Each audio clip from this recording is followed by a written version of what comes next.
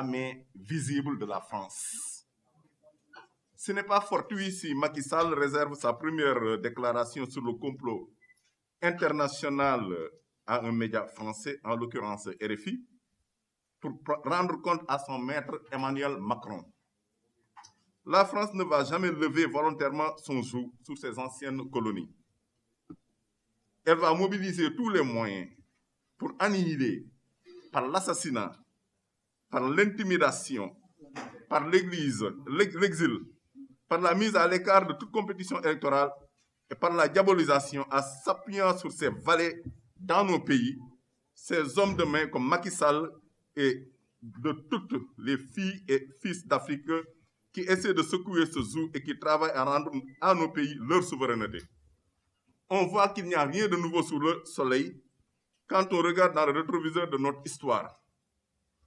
Ousmane Sonko, Guy Marius Sagna et tant d'autres filles et fils d'Afrique, figures de la lutte pour la souveraineté, doivent, sous ce rapport, être maîtrisés, neutralisés, voire supprimés avant 2024, qui doit constituer une étape dans la continuation du contrôle de la France sur notre pays. Ainsi, celle-ci pourra s'appuyer sur ses valets comme Macky Sall pour perpétuer la main basse des entreprises comme Bolloré, Bouygues, Total, Orange, Auchan, Carrefour, entre autres, sur nos économies depuis les pseudo-indépendances d'il y a 60 ans.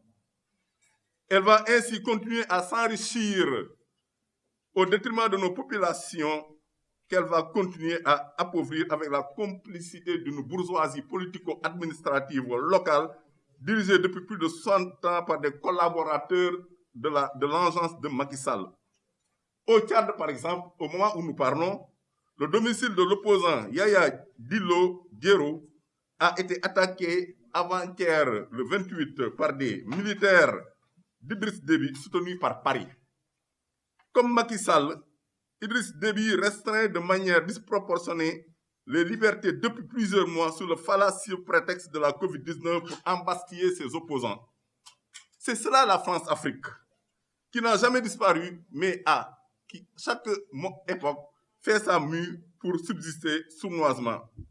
Rappelons-nous de la déclaration de Emmanuel Macron devant les dirigeants, ou bien en tout cas de ceux qui nous servent de dirigeants dans nos pays du Sahel, à qui il demandait de clarifier leur position sur la présence des bases militaires françaises chez eux, lesquelles bases militaires sont des armées d'occupation coloniale.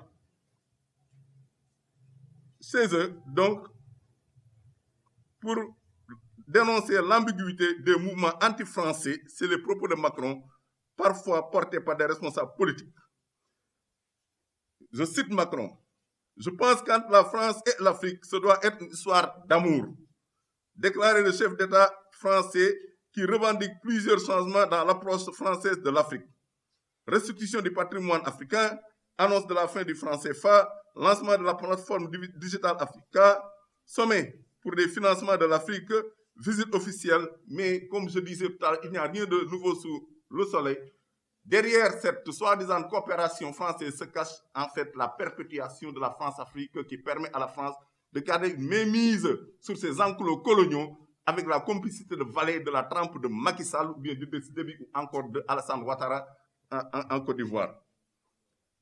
Mettez cette injonction de Macron aux valets africains de la France en rapport avec l'ambition du projet PASTEF déclaré par son leader Ousmane Sonko et répété lors de sa dernière déclaration de presse le 25 février 2021 en ces termes. En tant que panafricains, nous ne croyons pas à la viabilité de nos frères États volontairement balkanisés par le colon pour annihiler toute ambition de grandeur et de puissance pour l'Afrique. Notre combat, c'est d'unir nos États dans des fédérations comme par exemple la CEDEAO, ce qui nous donnerait 381 millions d'habitants et 6 millions de kilomètres carrés, qui sont des attributs de la puissance, et c'est de cette façon, et seulement de cette façon, qu'on peut construire une puissance qui pourra faire face effectivement aux puissances prédatrices comme la France et les autres puissances impérialistes. Mettez cette injonction que Emmanuel Macron a faite à ses valets, que sont Macky Sall, Macron, Macky Sall, Ouattara, Déby et autres, avec le discours de Guy Marius Sagna et de nous, ses camarades de FRAPP, France Dégage, ce discours du Front pour une révolution anti-impérialiste, populaire et panafricaine qui s'affirme par la souveraineté monétaire. Pour la souveraineté monétaire, France dégage. Pour la souveraineté territoriale, armée française dégagée. Si vous mettez en rapport avec cela, vous verrez qu'en réalité, c'est la France qui donne injonction à Macky Sall pour annihiler toute résistance, toute initiative allant dans le sens, effectivement, non point d'être contre un peuple ou un autre peuple, non point d'être contre la France, mais pour la souveraineté de nos peuples. C'est la raison pour laquelle, effectivement, chers journalistes, donc, nous pensons que si vous avez suivi un peu le combat, ou bien les combats dans lesquels le FRAPP s'est engagé, le combat contre les accords néocoloniaux de partenariat économique à travers la coalition non aux APE, le front anti-CFA, anti-EPE, que Macron avec Macky Sall et Ouattara est en train de court-circuiter pour mettre en place un écho qui n'est pas notre écho, qui n'est pas l'écho de la CEDEAO, pour continuer à avoir une mainmise, effectivement, à travers la monnaie sur nos pays. Mettez cette injonction de Macron aux valets africains de la France comme Macky Sall et Ouattara ou Idriss Déby en rapport avec la violation de nos droits conduisant à la création de la plateforme Doina qui lutte contre le chômage, l'immigration irrégulière pour la mobilisation pour la souveraineté alimentaire, l'accès à l'eau, à une politique pour un toit pour chaque Sénégalais, Doina demande l'arrêt des spoliations foncières et des démolitions de maisons, de l'accaparement des forages ruraux, de la violation des droits des travailleurs, de la politique d'exclusion et de marginalisation des zones rurales et de recrutement clientélistique politique. Alors, vous verrez la main de la France et de ses barbouzes derrière cette chasse à Guy Marius Sagna, à Ousmane Sonko et à toutes les filles et fils d'Afrique qui sont debout, non point contre un autre peuple, mais pour la souveraineté de nos peuples. Selon Emmanuel Macron, le sentiment anti-français parcourt l'Afrique francophone et est le fruit d'une stratégie à l'œuvre menée parfois par des dirigeants africains, mais surtout par des puissances étrangères comme la Russie, la Turquie, qui jouent sur le sentiment postcolonial. Ce projet de liquidation de toute force qui lutte conduit à des rafles préventives de citoyens. Aujourd'hui, plus de 50 personnes sont arrêtées dans les commissariats et prisons du pays. Le comble est la fabrication et l'invention de preuves pour faire porter le chapeau de mouvements d'insurrection à des militants panafricanistes pacifiques. Ainsi, des vigiles du coude ont récemment, des vigiles du coude, ministres du pouvoir en place, parce qu'on sait ce mode de recrutement au coude qui est basé sur le clientélisme politique. Ces ministres-là donc ont récemment kidnappé des étudiants pour les livrer à la police du point E avec des substances inflammables et des armes blanches qu'ils ont sorties, qu'ils ont eux-mêmes apportées pour faire croire que nos camarades se préparaient à un mouvement insurrectionnel. Notre police nationale ne doit pas accepter d'être utilisée dans ce vaste complot abject, ridicule et d'une légèreté scandaleuse. Nos camarades ont subi des abus dans les fourgonnettes de la police qui les conduisaient dans la fourgonnette de la police qui le conduisait dans les commissariats du point E. Le délégué général du FRAPP, qui est là, qui vient d'être élargi hier, traîne une blessure à la main. Et notre camarade Fatima Mbeng, qui a été donc déféré en même temps que Mme Birame Souleye Diop, ont subi des humiliations consistant à les déshabiller